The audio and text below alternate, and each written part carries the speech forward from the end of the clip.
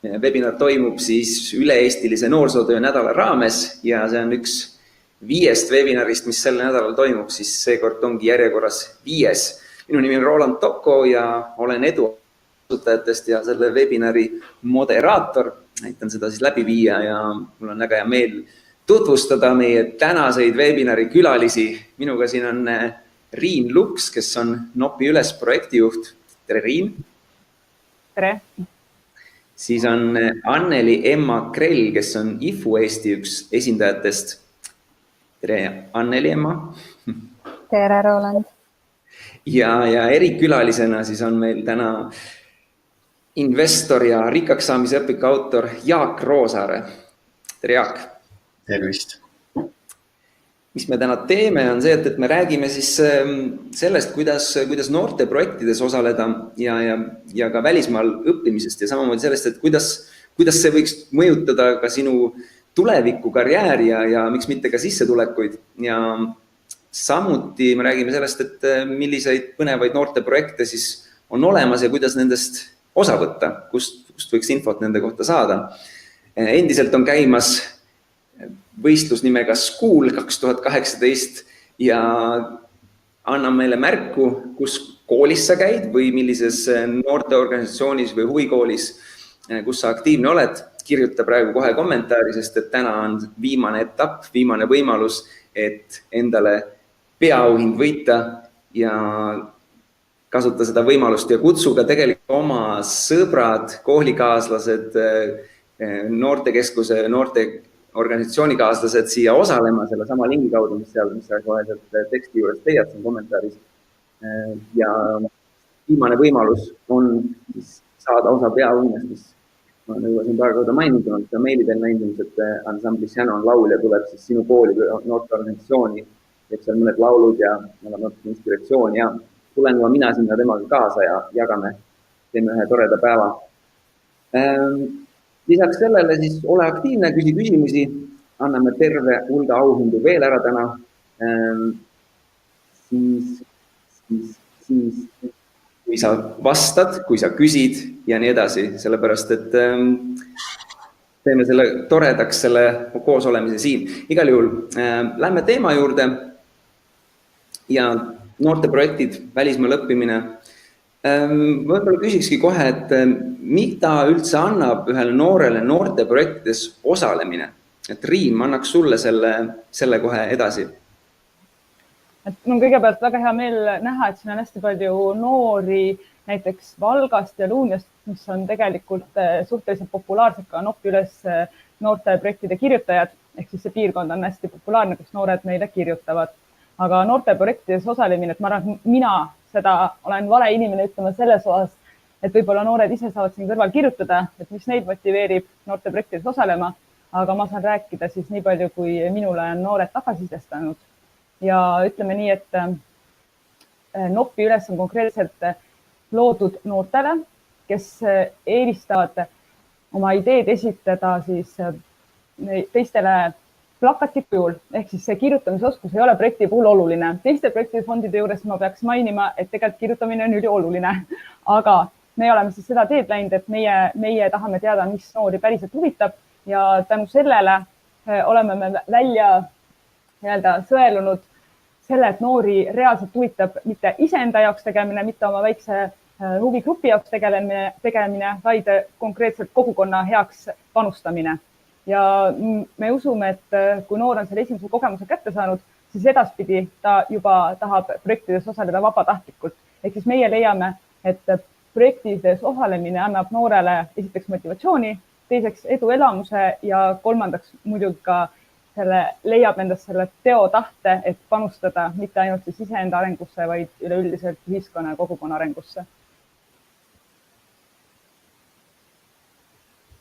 Kas ma räägin pikemalt? Ma küsiksid võib-olla siis kohe Emma sinu käest ka, et räägi natuke sellist õpilasvahenduse kontekstis, et ka need on mõnes mõttes noorte projektid ja selles kaasalöömine, et kuidas see pool, miks see oluline on, et miks peaks kaasa lööma üks noor? Esmalt ma soovin tänada, et te kutsusite mind siia rääkima, et üks põhjus, miks ma siin räägin, võib olla see, et ma tegelen praegu rahvusvaheliste projektidega, kuid ühtlasi ka see, et ma olen ise kunagi käinud. Ja ma olen ise käinud Itaalias ja ma võiksin öelda, et see kogemus, mida üks noor saab välisriigist, minnes eemale enda mugavuskeskkonnast, mugavustsoonist, endale tuttavatest inimestest, see annab talle teotahtelisust, oskus saada kriitiliste ja stressirohkete olukordadega hakkama, nende väljavaated elu laienevad olulisel määral. Et lisaks sellele, et sa näed, et ohoo, tegelikult on meie piiride taga hoopis laiem maailm. Sa õpid iseenda kohta tundma palju nüansse, selliseid toredaid tõsiasju, mida tulevikus ära kasutada. Et miks minna või proovida või osaleda rahvusvahelistes projektides? Sellele küsimusele saab vastata iga noor ise. Küll aga mina ise julgustaksin neid just sellepärast, et ma julgustaksin neid sellepärast, et see oskus ja see enesetunne ja need uued teadmised aitavad nii akadeemilises mõistes neid tulevikus edasi kui ka võib-olla vaimsel tasandil, et sa saad 1 aastaga, 1 kuuga, mis iganes aeg see on, kui kauaks sa lähed, sa saad omamoodi uueks inimeseks ja sa näed, et maailmas on teisi, nii sulle väga sarnaseid või ka väga erinevaid inimesi olemas. Väga lahe, aitäh jagamast. Jaak, võib-olla sa kommenteerid oma poolt ka, et sul on ka niisugused noortega tööd on palju olnud ja sa oled ise käinud välismaal, küll mitte koolis õppimas, aga selline väliskogemus sul on ju tegelikult päris korralik. Ja ma ise õppisin Descartesi Lütseumis, ma vaatan, siin on palju Kristjan Jaak Petersoni õpilasi, et see on siis meie kooli järglane. Meil keskkoolis oli mingi projekt, mille raames ma mäletan, me käisime Itaalias, oli siuke noorsoovahetusprojekt ja siis ma olin aktiivne ühes noorteühenduses, kus ma sain käia siis Šveitsis, Slovakkias ja Frankfurdis. Et ma arvan, need välisreisid andsid nagu hästi palju julgust juurde, et kui ma poleks neid keskkooli ajal ette julgenud võtta, siis ilmselt ma ei oleks julgenud ka ülikooli ajal Ameerikasse raamatuid minna müüma. Nii et ma kindlasti ka soovitan võimalikult varakult juba hoida silmad lahti, et igasuguseid Euroopa projekte minu meelest liikus tollal päris palju ja ma arvan, tänapäeval liigub veelgi rohkem. Nii et ja kui ma õigesti mäletan, siis need olid kõik tasuta ka või pidi mingi minimaalse oma osaluse maksma. Nii et kes ise tahab leida, siis ma arvan, projekte on väga palju. Väga hea. Aga selle juurde kohe, et küsitakse ka, et milliseid erinevaid variante on üldse olemas selliste, räägime nüüd noorteprojektidest praegu siis korra, et mis erinevaid võimalusi on olemas, et kus ja võib-olla ka seda, et kus kohast nagu siis nende kohta informatsiooni leida. Triin, mis on võimalused ja kust nende kohta infot saada?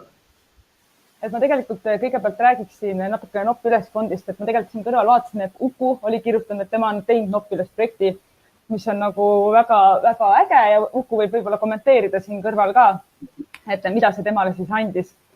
Aga Nopp Üles on konkreetselt ongi noorte omaosalusfond, aga tegelikult konkreetselt ma ei ütle, et olekski olemas eraldi noorte projektid ja siis on nagu täiskasvanud projektid, et tegelikult noored võivad ju kirjutada igale poole projekte.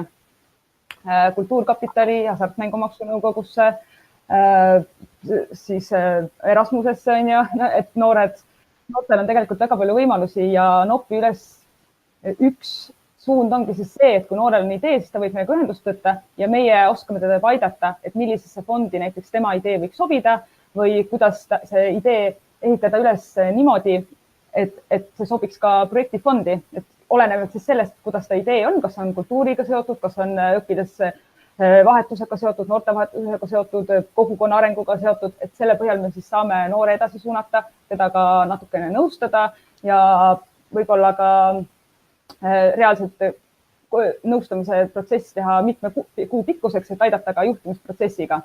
Ja hästi tihedat koostööd, näiteks me teeme Eesti Noorteühenduste Liiduga, mis on siis konkreetselt noorteaktiividele ja osaluskogudele mõeldud projektifond. Et selles mõttes on olemas noorte fonde, noorteprojektide fonde, aga ma ei ütle, et on ära märgitud, et sinna võivad noored kirjutada ja sinna ei või. Et tegelikult on võimalusi on palju, tuleb vaid osata enda projekti õiglaselt hinnata, et kuhu see võiks sobida. Ja sellepärast oleme meie olemas ja nõus aitame, et iga kell võite meile kirjutada ja helistada. Aga ma praegu selle noorteprojektide juures veel küsiks kohe seda, et hästi palju küsivad noored, et aga kuidas ikkagi siis enda jaoks see õige asi üles leida, et kas sul on nagu selle osas mingisugust mõtet või nõu jagada, et kuidas noored saavad just teada, milline nende jaoks kõige sobiv on? Et tegelikult on see väga lihtne, et kõigepealt on ju noorel idee ja siis seejärel alles ta mõtleb selle projekti peale, et kus see rahastus leida. Et alati on ju eesmärk mitte see, et mul on fond ja nüüd ma mõtlen midagi välja, mida sinna kirjutada, vaid mul on idee ja siis ma hakkan mõtlema, kuidas seda ideed ellu viia või kuidas mingisugust probleemi lahendada. Ja vastavalt sellele siis tegelikult tuleb ka leida endale see sobiv fond. Võib-olla ei olegi vaja kirjutada projekti, võib-olla on mõttekas minna lihtsalt noortekeskusesse noorsootöötaja juurde, rääkida, et mul on selline lahe idee ja noorsootöötajal on võib-olla koha peal juba olemas vahendid ja võimalused selle idee elluviimiseks. Et sellepärast võiks ikkagi olla ennem idee, mitte et sa ei otsi seda kuskilt maast üles ja siis lihtsalt raha saamise eesmärgil. Et see ei ole ju tegelikult projektide eesmärk. Kas Emma, tahad sa midagi täiendada selle juures, et kuidas nagu noorteprojekte, et kuidas valida, nagu, et räägime sellest õpilasvahenduse sellest natuke hiljem, aga lihtsalt noorteprojektide kontekstis, et kuidas valida endale sobivat projekti?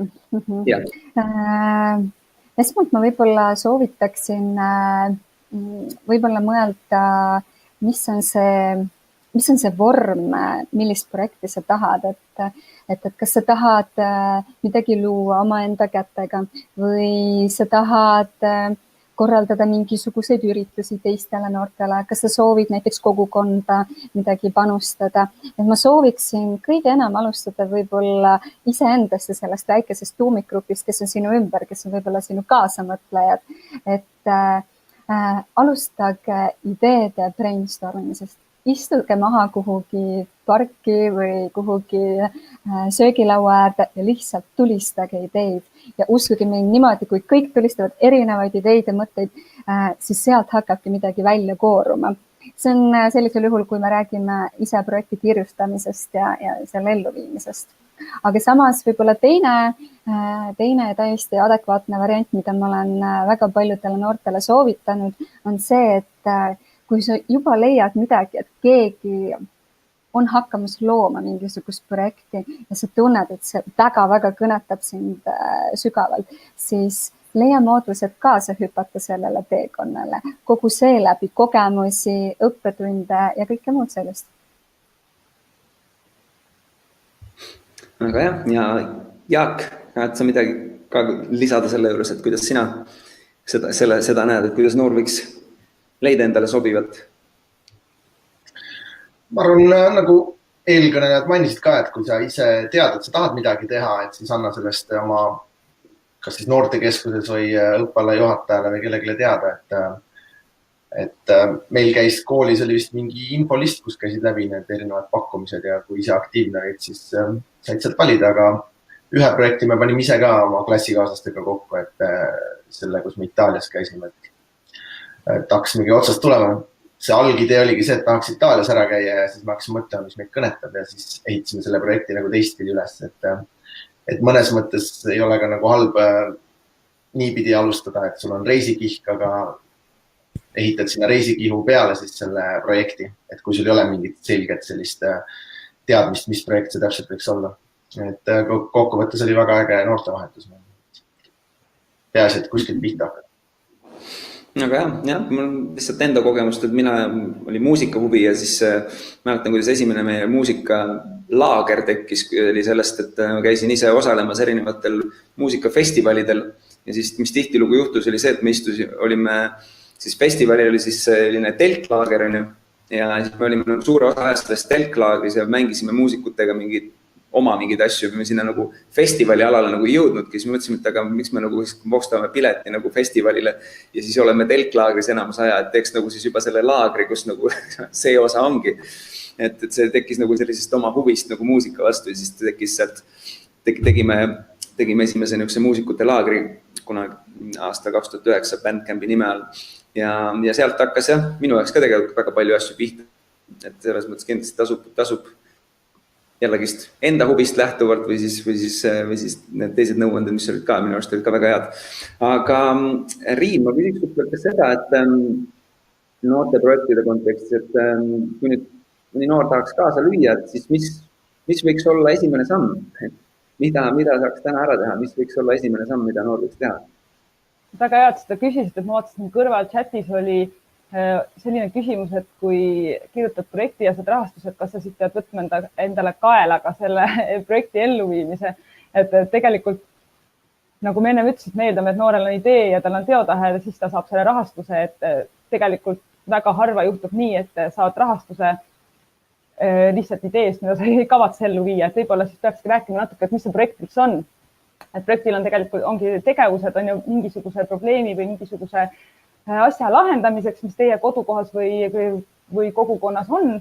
Aga kui tulen sinu selle küsimusele tagasi, siis kõige lihtsam on näiteks minna Facebookis Noppiüles lehele, kus on samm-sammult kirjeldatud, mida siis noor peaks tegema, et meie fondist konkreetselt rahastust saada. Aga muidugi neid fonde on ja näiteks ma ütlesin enne Eesti Noorteühenduste Liidu fond, et siis tasub minna nende koduleheküljele.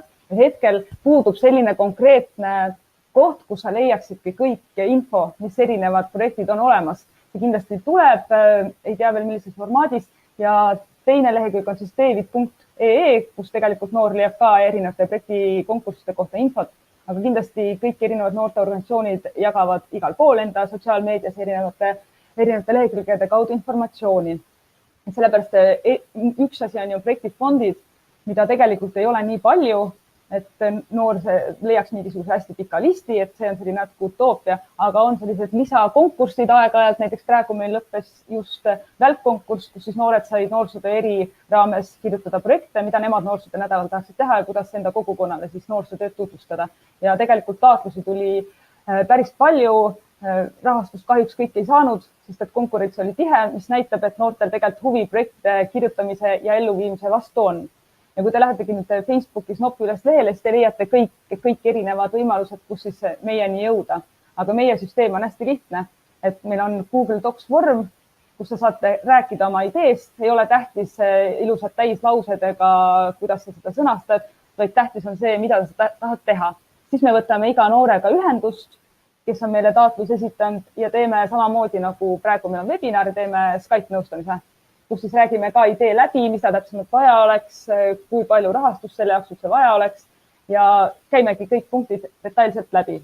Ja seejärel esitab noor oma idee kogukonnale üleüldse plakati kujul, ehk siis ta peab lisaks sellele, et oma ideed tutvustada lühidalt, oskama ka mõelda, mida kogukond tema plakatist saab, ehk siis tal on vaja kogukonnale see esitada võimalikult atraktiivselt ja samas ka loovalt, et sellepärast on seal hästi palju erinevaid selliseid tahke meie projektifondil ja noortele see tõesti meeldib, sest et see on ju tore, kui kõik kogukonna liikmed näevad, mida nad teevad ja me plakatid paneme siis Facebooki ülesse, kus kogukond ise hindab ideid. Kui noore plakat saab 200 laiki kokku, siis tegelikult tal ongi rahastus olemas. Et see, kes seda rahastust jagab, on tegelikult selles mõttes kogukond. Kui talle tundub, et seda projekti on mõttekas ellu viia või seda vajadus on olemas selles piirkonnas, siis nad kindlasti selle laigiga panevad.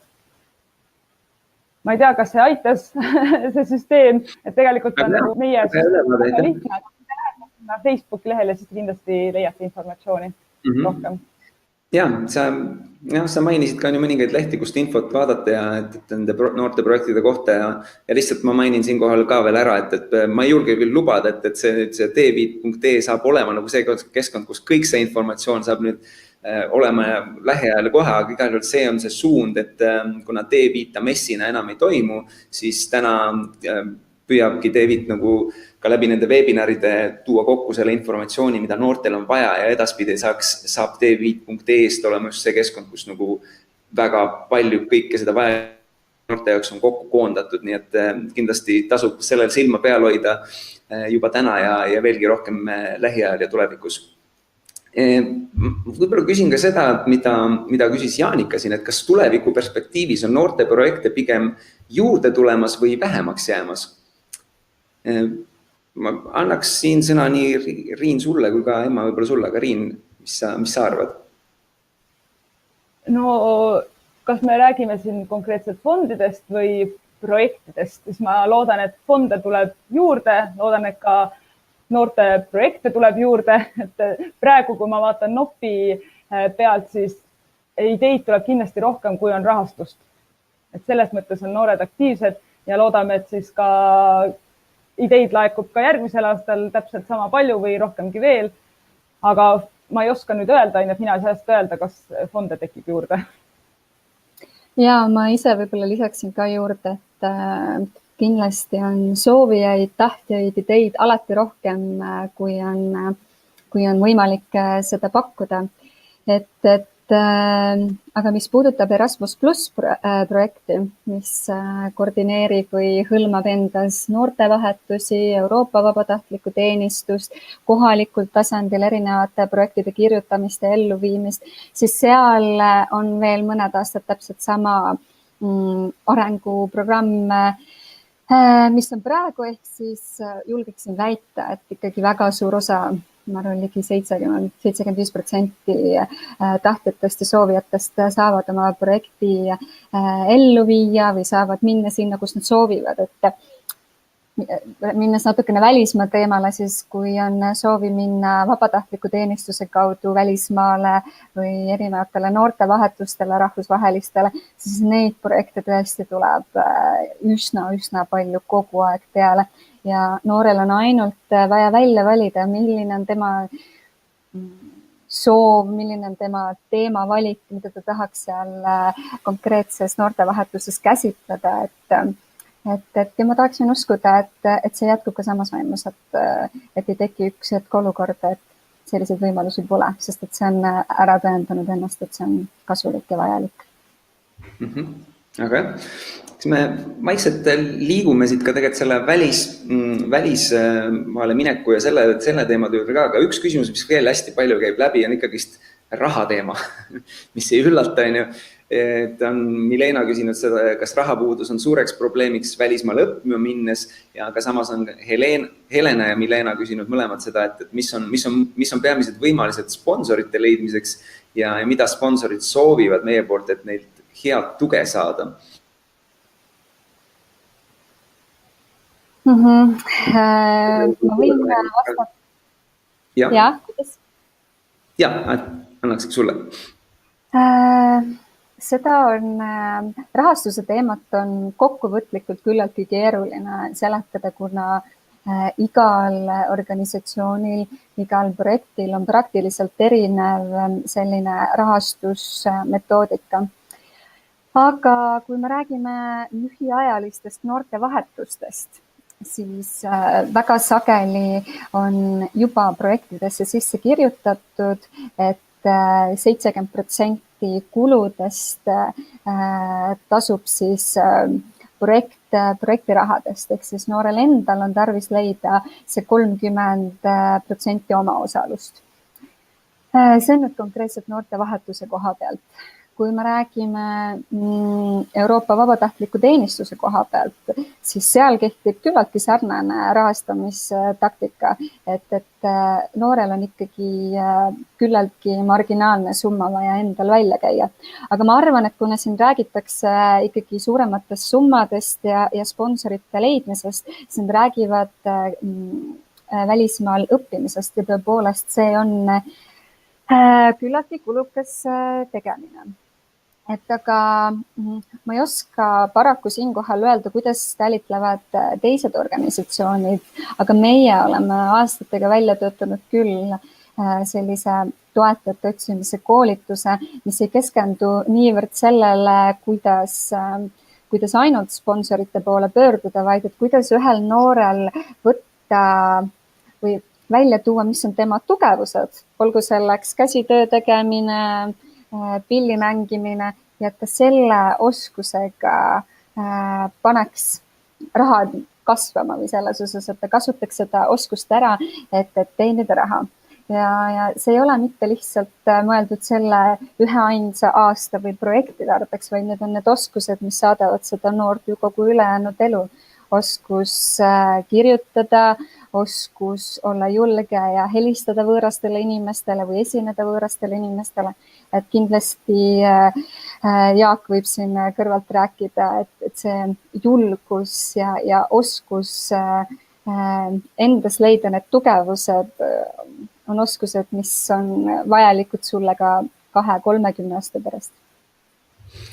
Jaak, ma küsiks seda küsimust sult ka, et mis see rahastuse teema ja sponsorite leidmine, et kuidas sina selle osas, mis nõu sa noortele annad? Mina olen päris palju saanud neid IFU nii-öelda sponsorikirju ja teised tööd ka. Et siis ma enda jaoks tegin sellise otsuse, et kuna raske on nagu nii teha, et ühte toetad, teist ei toeta, et siis ma olen nagu vastu pakkunud võimalust neid rikkaks saamise õpikuid müüa, kas siis oma mingis tutvusringkonnas või kuskil laatadel või mis iganes.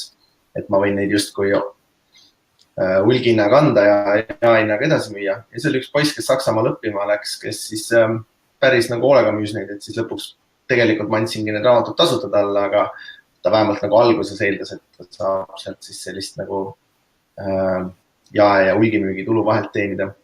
Aga ma arvan, et see, mis sai mainitud, et tuleks nagu, mis oskus on, millega siis võiks nagu raha tõsta, ma arvan, see on väga oluline, et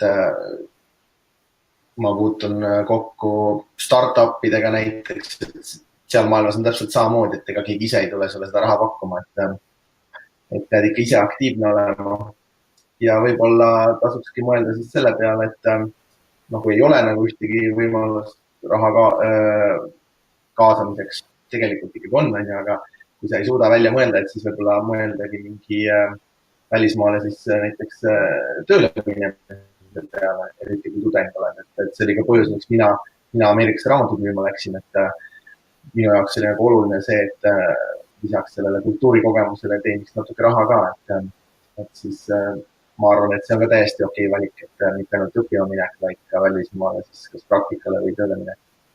Aga jah, et seda nagu ei maksa loota, et kui sa lihtsalt kuhugi listi e-maili saadad, et siis kõik annavad sulle kohe rahakonto, et tuleb ikka natuke lisaks kindlasti.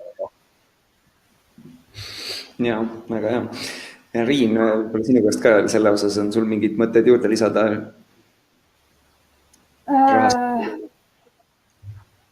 Mina oskan ainult nii palju öelda, et koos noortega me vaatame eelarved läbi ja vaatame reaalselt, mida neil on vaja, aga me ei tegele otseselt ainult sponsorite otsimisega ja meie üks tingimus on see Nopi üles fondil, et projekt peab läbi olema viidud siis ainult Nopi üles rahastusega.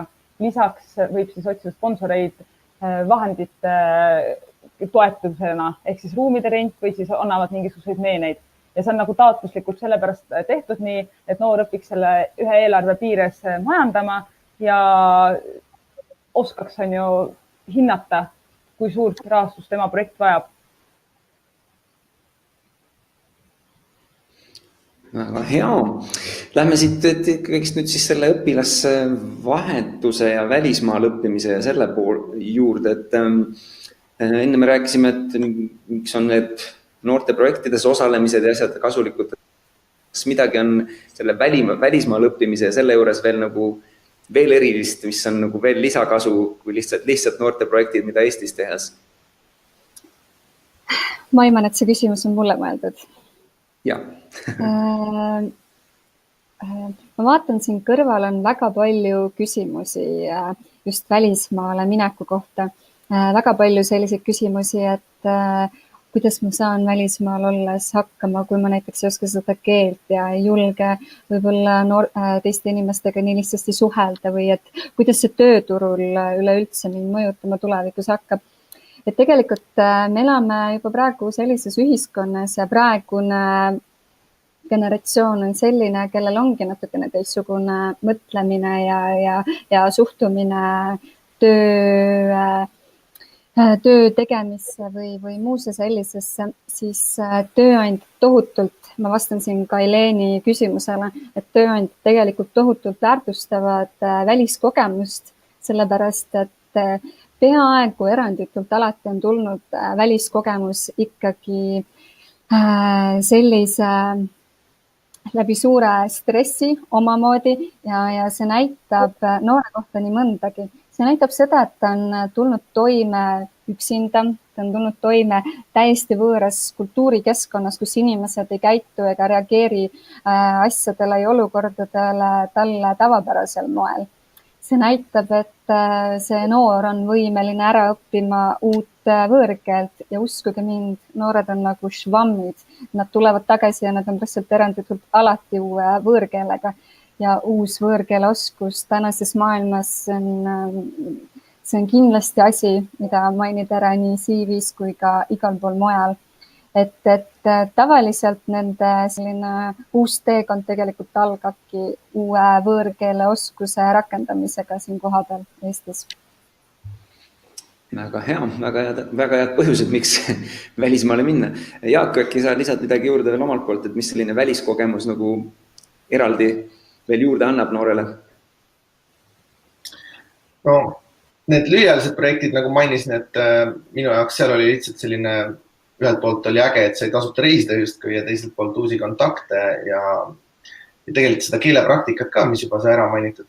Aga kuna minu see peamine kokkupuude nüüd viimastel aastatel on olnud nagu tudengitega, kes suveltööl käivad, et siis ma olen nagu kõrvalt näinud seda ka, et tegelikult kui sa võtad 3-4 kuud ja paned kõvasti energiat sinna sisse ja selle raha säästad, mis sa seal teenid, et siis see nagu Eesti mõistes annab sulle 10-aastase eelise võrreldes nende inimestega, kes suvel ei teeni raha. Ja et näiteks mu enda vend käis Uus-Meremaal 6 kuuks tööl, et pani kokku nii reisimise kui töö.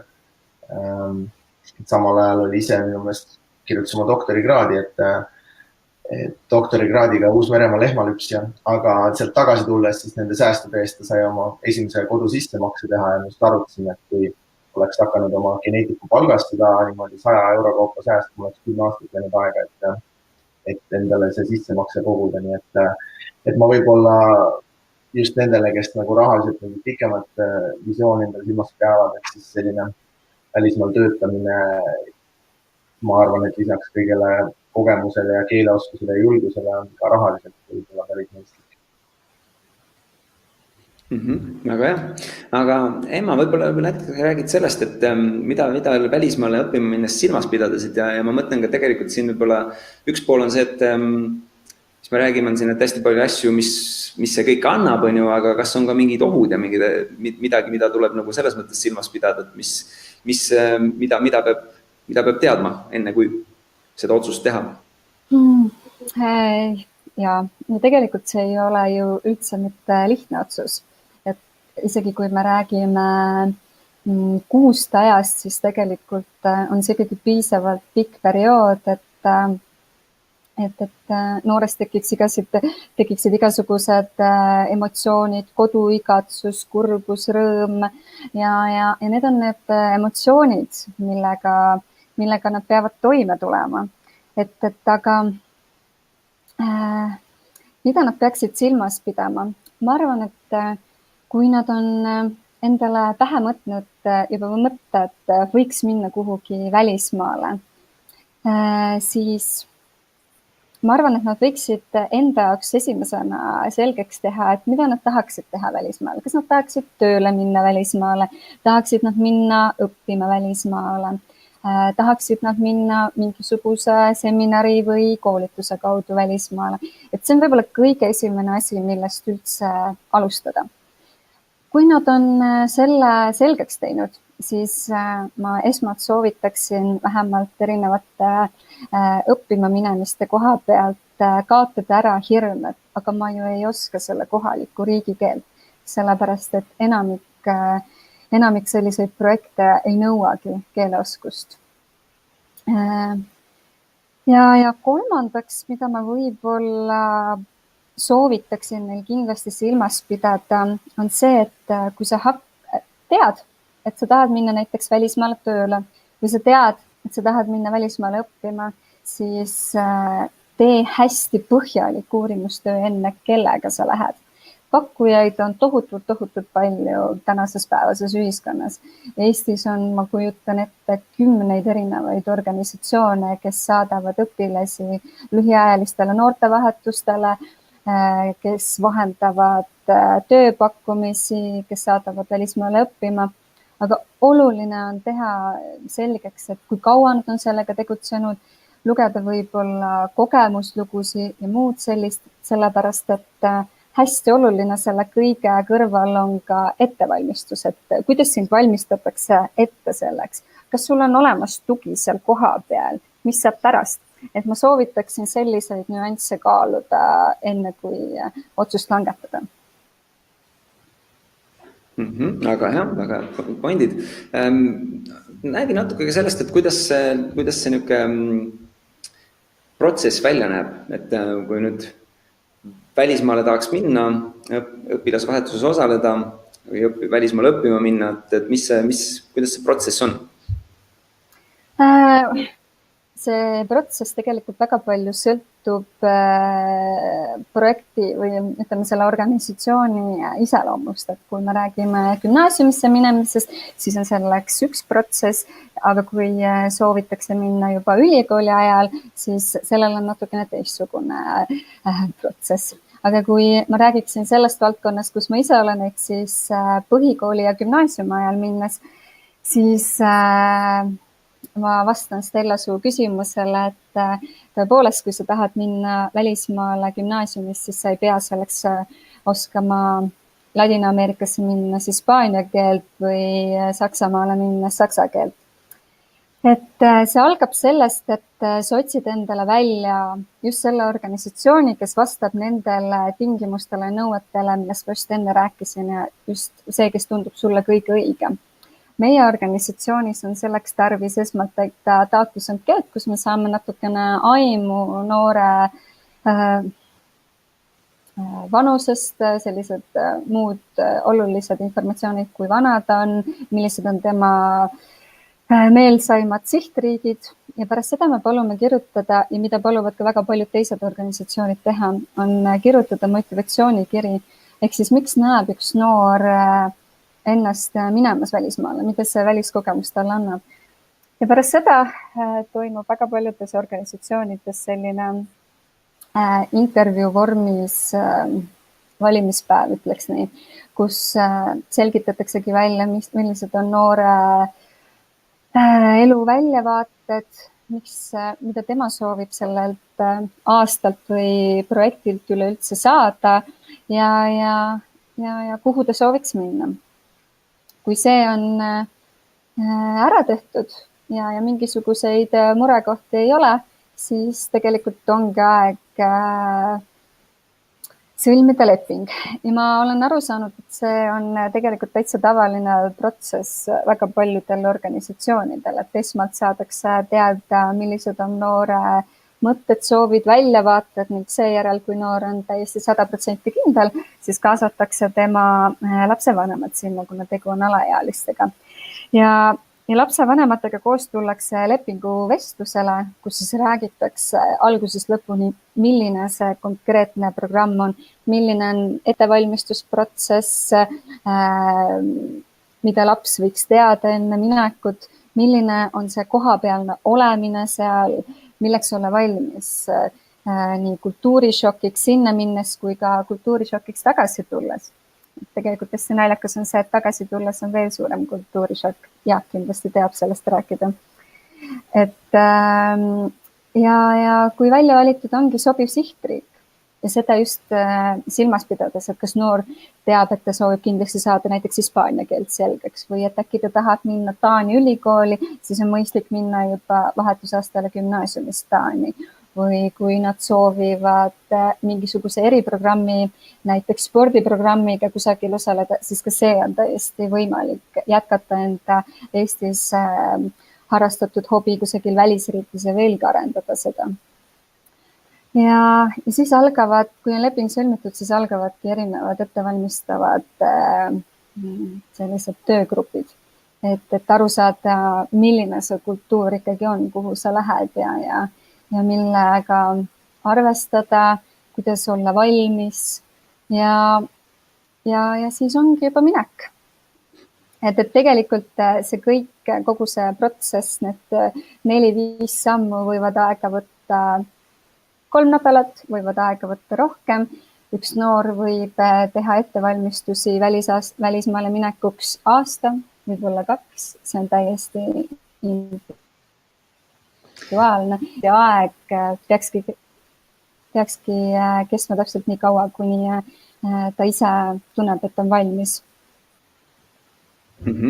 Stella küsis seda, et mis mõttes ei nõua keeleoskust välismaale minek? Kui me räägime konkreetselt vahetusaastale minekust, siis tegelikult vahetusaasta ongi see, kus sa õpid selle keele ära. See ei pea olema enne seda selgeks õppinud, sest et elada vahetusperes ja käies täiesti tavalises kohalikus koolis, kuhu iganes sa otsustad minna, siis seal tahes-tahtmata sa oled selles keelekeskkonnas sees ja kusagil jõuludeks oskavad noored juba kohalikus keeles rääkida ja tagasi tulles on nad hinnanud vähemalt 90-95% meie vahetusõpilastest, et nad oskavad uut sihtriigi keelt B2 tasemel ja sageli nad teevadki koha peal keeleeksamid ära ka, et kui sa väga soovid ja töötad selle nimel, siis see tuleb väga kiiresti. Väga hea. See on ilmselgelt parim viis, kuidas keelt omandada, minna keskkonda minnes ja siis see lihtsalt tuleb sulle külge, see midagi ei saa teha, siis sulle kogu aeg räägitakse. Aga äkki sa jagad seda, et mis on nagu ütleme siis nii-öelda koolieas ja ütleme ka võib-olla siis sealt edasi ülikoolis ja selles vanuses, mis on nagu need erinevad võimalused ja organisatsioonid isegi, kuhu poole nagu pöörduda, et nendest asjadest osa saada? No, alustame noorematest, siis noorematele alaealistele on tegelikult tohutult palju võimalusi, et lühiajalistele noortevahetustele on võimalik minna näiteks STS-i kaudu, Continuous Action, Evenor, Juhu Eesti, aga ma soovitaksin siinkohal kasutada kas Rajaleidja kodulehekülge või siis kasutada Google'i otsingut, trükkides sisse noortevahetus, noorteprojekt ja tegelikult sealt tuleb järjest erinevaid organisatsioone, kellel on väga täpselt välja kirjutatud, kuidas see protsess kõik välja näeb, mis on summad, kõik eeldused, tingimused ja kõik muu selline. Kui me räägime ka täiskasvanutest, ehk siis 18+, siis ega neid võimalusi väga palju vähemaks ei jää. Et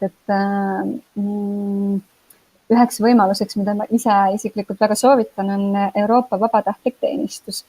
Et see on lühimärksõnana EVS.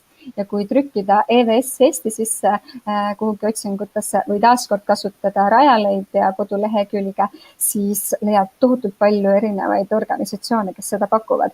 Ja väga sageli pakuvad organisatsioonid nii noortevahetust kui ka EVS-i näiteks koos.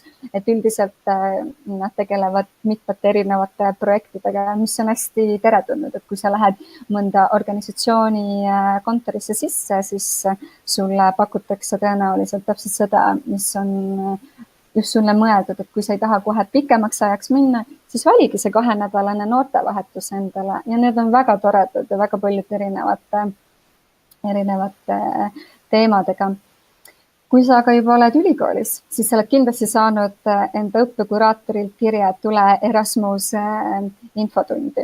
Ehk siis ülikooli ajal on võimalik minna 1 semestriks sinu enda ülikooli partnerriikide ülikoolidesse õppima ja see on hoopis teist laadi kogemus tegelikult kui alaealisena minnes vahetusõpilasena kuhugi.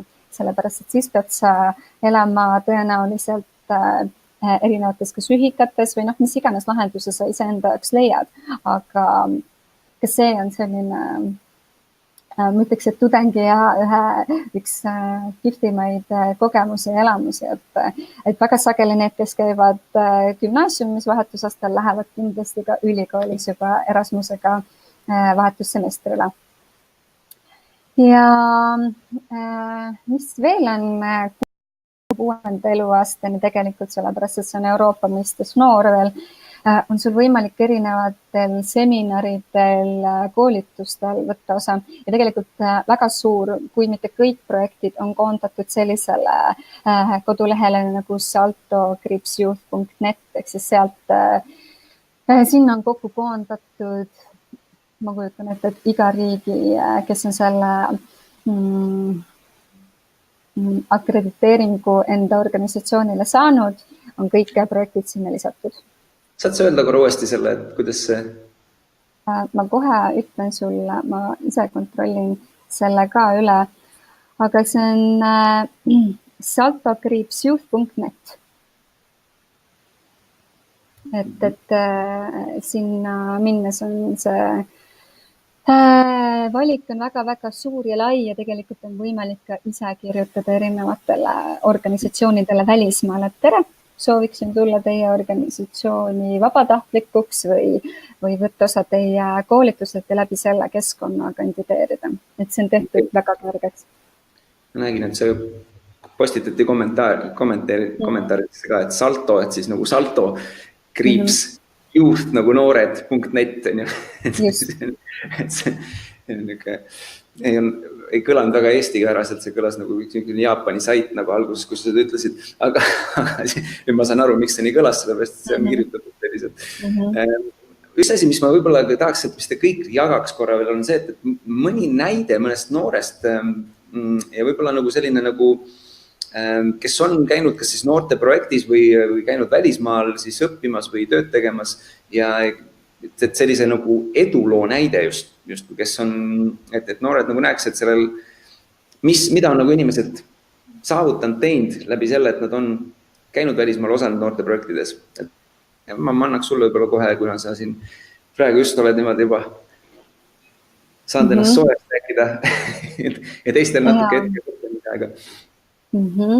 No tegelikult neid edulugusid on meil päris palju, et mul on hästi tore vaadata neid noori, kes alguses lähevad vahetusaastale ja nad on sellised tagasihoidlikud või ei tea päris täpselt, mida oodata ja nad tulevad tagasi ja nad on täis teotahet ja visioone, mida nad enda tulevikust ootavad ja üheks selliseks näiteks ma mõtlesin just ühe neiu Sandra Võsaste, kes käis aastaid tagasi meiega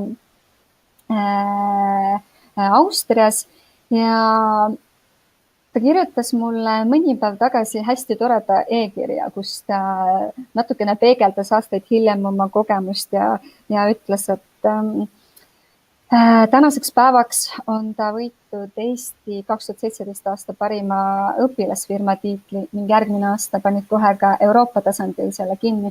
Ja ta ütles, et kogu see julgus ja ettevõtlikkus, üldse see nagu mõnes mõttes tahtmine midagi ise teha tuligi sellest, et kui ta oli seal kultuuride vahelises sulatuspotis, nagu ta ise seda sõnastas, kus ta nägi, et nii paljud inimesed on üle kogu maailma liikunud ja teinud täpselt seda, mida nad on tõesti hinges soovinud ja see on neid toonud võib-olla tuhandete kilomeetrite kaugusele kokku ja kui nemad on selles õnnestunud, et miks mitte mina. Et selliseid noori, kes on tulnud tagasi näiteks Jaapanist ja teinud selle jaapani keeleoskusega siin oma ettevõtteid või startup'e või mis iganes. Et neid on tõesti päris palju, et ma jääksin kindlasti rääkima, on teistele ka parem sõna. Aga aitäh jagamast. Jaak, sul mõni hea nagu selline eeskuju, ma arvan, et sa oled ise tegelikult üks edulugu selles kontekstis, aga sul on kindlasti neid terve hulk veel, kes on.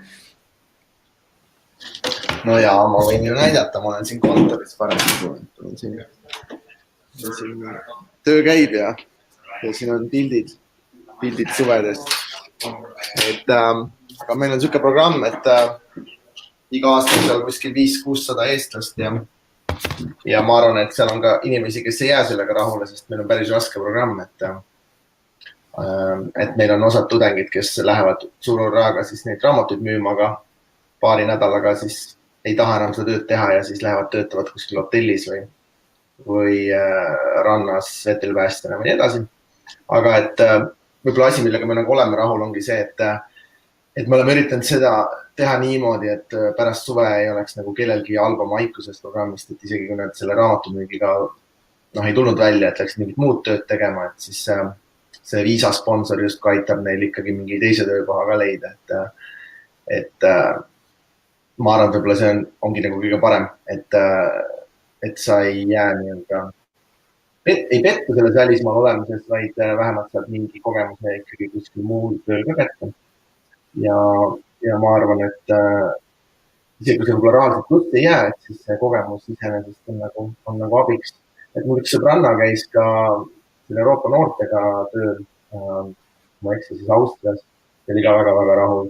Ja siis need samad noored, keda mina olen sponsoreerinud selle välismaal õppimise koha pealt, et alati ma olen saanud siis kirja tagasi, et see oli väga tore, et saad seal käia. Nii et ma arvan, et siin nagu väga kahetseda pole küll midagi. Öeldakse, et inimesed tulevikus või kui nad vanad on, siis nad kahetsavad asju, mida nad ei teinud, mitte seda, et nad oleks ikka pidanud kodus istuma ja mitte proovile panema ennast. Nii et mina igal juhul soovitan võtta veits julgust ja minna teha midagi ägedat. Väga hea, aitäh. Riin, tahad sa jagada mõnda?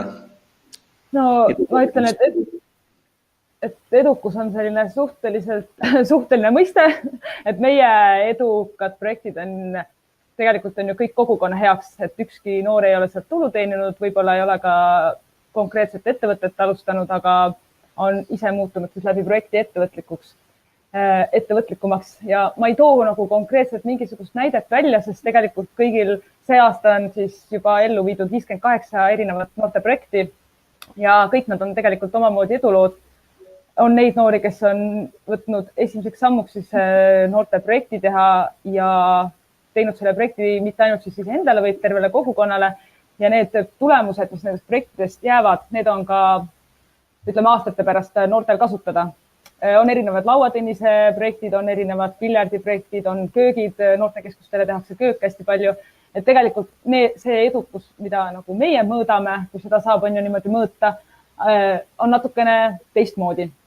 Aga noored ise annavad väga-väga positiivset tagasisidet, oskavad ennast analüüsida ja oskavad ka öelda, mida nad sellest projektist said. Nii et ma soovitan kõigil minna www.nopi üles on siis Y-ga, .blogspot.com, kus on kõik need näited ülevad läbi 3 aasta, mis meie programm on siis tegutsenud 2016, 2017, 2018 ja seal on kõik projektid kokku üle 100 projekti, kus saab siis lugeda nende tagasisidet, nende soovitusi ja ka seda, mida nad tegid ja nad annavad seal ka kindlasti märku, et mida kogukond on arvanud nende projektidest. Ja ma ütleks küll, et kõik on olnud edukad projektid, kõik noored on olnud väga edukad ja kindlasti on see projektides osalemine andnud neile julgust võib-olla minnegi välismaale, võib-olla alustada teistmoodi ettevõtlusega, võib-olla kirjutada suuremaid projekte. Et sellepärast ma loen kõiki neid projektides osalenud noori väga, väga edukateks. Väga hea, aitäh jagamast. Nüüd on see käes, kus annaks mõned auhinnad ära, et kui sa tunned, et sa oled aktiivne olnud, siis jäta ennast märku. Me oleme ise jälginud seda ja meil on siin mõned nimed, kellele need auhinnad võiks anda. Need on Stella, Kaileen, Marianne, Helena ja Karl. Teie saate midagi ägedat, me anname neid märku, mis need täpselt on, me ei hakka siin neid välja nimetama, aga teeme neile ühe aplausi, kes me siin oleme. Ja võimalus veel lisaks mõned auhinnad saada on see, kui sa vastad, annad meile tagasisidet sellele webinarile, kuidas see sulle tundus, panen üles selle tagasiside vormi, kus sa saad sellest märku anda, anna teada, kuidas oli ja mõned auhinnad anname sellega veel ära. Ja võib-olla lõpetuseks ongi igal ühel, kes meil siin esinejatest on, et äkki veel midagi, mis lõpetuseks tahaks öelda noortele kaasa, on see siis noorteprojektide õppima minemise osas või üleüldse, mis ellu kaasa anda, et alustame siis Emma äkki sulle esimesena. Ma soovitan igal noorel leida see julgus, võib-olla kui kohe mitte minna välismaale, aga siis kirjutada või leida endale midagi, mis paneb sind korraks välja astuma enda mugavustsoonist. Sa tänad iseennast 10 aasta pärast. Väga hea. Riin, mis sa tahaks lõpetuseks noortele öelda? No siis ütlen need 3 põhimõtted, mida noored on ise öelnud ja mis on tulnud ka siis nende blogipostitustest välja, et esimene on see, et astuge esimene samm ära, et seda ütlevad tihti need, kes esimest korda üldse kirjutavad, et kui nad poleks esimest sammu astunud on ja siis poleks pärast kõike seda, mis nendega nüüd on juhtunud. Teine on see, et kui kuidagi ei saa, siis kuidagi ikka saab. Ehk siis igale takistusena on lahendus ja seda me siis proovime ka nõustamistega natuke leevendada, et me oleme alati olemas. Ja kolmandaks nad kindlasti soovitavad koostööd, et koostöö on nagu kõige alus. Et kui sa üksinda pusid, siis sa saad head tulemused võib-olla, aga sa ei saa seda, mida tegelikult võiks saada. Et see on 3 põhimõtet. Alati saab, rõhuvad koostööle ja esimene samm. Jaak, mis sa ütled noortele? Siin Helena mainis kõrval ära, et oli pannud eesmärke kirja, et ma soovitaks ka kõigil sellist harjutust, et panna endale paberi peale kirja 100 eesmärki või asja või oskust või reisisihtmärki, kus tahaks ära käia. Et ise kujundada enda elu, et mulle meeldib selline mõte, et kui sa ise ei otsusta ja kujunda oma elu, et siis keegi teine vaikselt suunab sind ja siis kunagi avastad, et jäidki tegemata need asjad, mis teha tahtsid. Ja ma olen hästi siin sellega ka nõus, et see mugavustsoonist välja astumine on hästi oluline, et tänapäeval on ju kõik nii lihtsaks tehtud, et sa ei peagi väga mugavustsoonist välja astuma, kui ei taha. Aga on öeldud, et kõik need ägedad asjad toimuvad väljaspool mugavustsooni, nii et kui sa ei ole oma tänase eluga võib-olla nii põnevil, kui võiks olla, et siis peaksidki mugavustsoonist välja astuma. Nii et eesmärgid kirja ja ole ise julge ja tee asju, mis tunduvad hirmutavad. Väga hea, aitäh. 100 eesmärki, siis saad 100-ga elada ja täiega edasi minna. Minu poolt ma ütlen lihtsalt suur aitäh, et osalesid ja kui sa sel nädalal, kui sa osalesid kõigil 5 webinaril, siis anna märku kommentaaris, kui sa osalesid kõigil 5, siis sa oled eriti tubli. Isegi kui sa tegid seda vaadates ka korduseid, siis sulle eriti suur aitäh. Loodetavasti saite ka tänasest mõningaid ägedaid mõtteid, kuidas siis noorteprojektides osaleda, välismaale minna ja mis kõige olulisem, ma loodan, et sa midagi teed ja võtad ette ja tegutsed, sest et nii tekivad need kogemused ja sellest kogemusest tekivad uued võimalused ja uutest võimalustest, kes teab, mis tekib, või elada väga ägedat elu. Nii et tegutse ja näeme kuskil jälle kindlasti. Tšau! Näeme!